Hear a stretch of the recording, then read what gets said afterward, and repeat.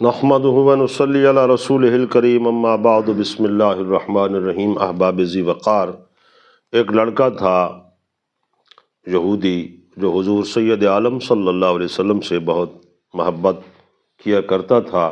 اچانک وہ مریض ہو گیا اور اس کے بھاگ جاگے کہ رسول اکرم صلی اللہ علیہ وسلم اس کی عیادت کے لیے اس کے گھر تشریف لے گئے۔ حدیث پاک کا واقعہ ہے، آسان ہے، ذرا توجہ کیجئے۔ عن انس قال کان غلام یہودی یخدم النبی صلی اللہ علیہ وسلم، ایک یہودی غلام تھا جو حضور سے صرف محبت ہی نہیں بلکہ خدمت بھی سر انجام دیتا تھا، حضور کی خدمت کیا کرتا تھا۔ فمرض، تو وہ اچانک بیمار ہو گیا۔ فأعطاه النبی صلی اللہ علیہ وسلم یعودہ، حضور اس کی بیمار پرسی کے لیے، عیادت کے لیے اس کے گھر تشریف لے گئے، اور یہ حضور کی محبوب ترین سنت ہے۔ اور حدیث پاک میں کہا گیا ہے کہ اگر کوئی کسی کی عیادت کے لیے اس کے گھر جاتا ہے تو گویا وہ جنت کی میوہ خوری کر رہا ہوتا ہے، جنت کے پھل کھا رہا ہوتا ہے جب تک وہ اس کی عیادت کر رہا ہوتا ہے۔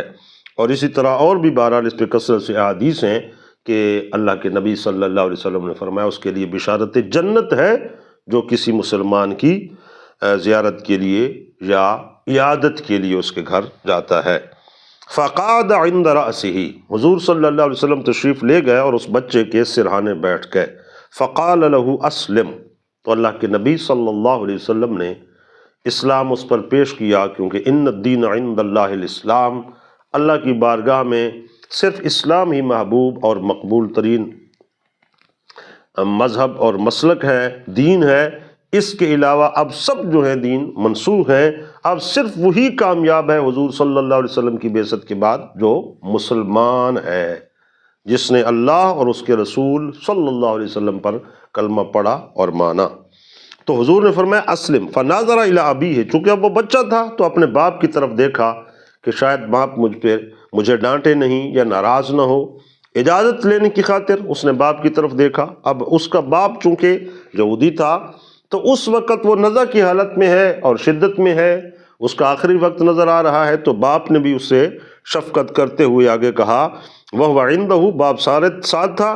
فَقَالَ أَطِعْ أَبَا الْقَاسِمِ، ابو القاسم حضور سید عالم صلی اللہ علیہ وسلم کی کنیت تھی، تو آپ کی طرف اشارہ کرتے ہوئے اس کے باپ نے کہا کہ آپ ان کی اطاعت کیجئے جیسے آپ کو حکم دے رہے ہیں۔ بچے کو کہا کہ آپ ان کی بات کو مان لیجئے۔ فَأَسْلَمَ، تو وہ بچہ مسلمان ہو گیا۔ فَخَرَجَ النَّبِيُّ صلی اللہ علیہ وسلم، اس کے بعد رسول اللہ صلی اللہ علیہ وسلم اس کے پاس سے جب باہر تشریف لے گئے، وَهُوَ يَقُولُ، تو حضور فرما رہے تھے، الحمدللہ الذی انقذہ من النار، تعریف اس اللہ وحدہ لا شریک کی جس نے اس بچے کو نار سے، جہنم سے بچا لیا۔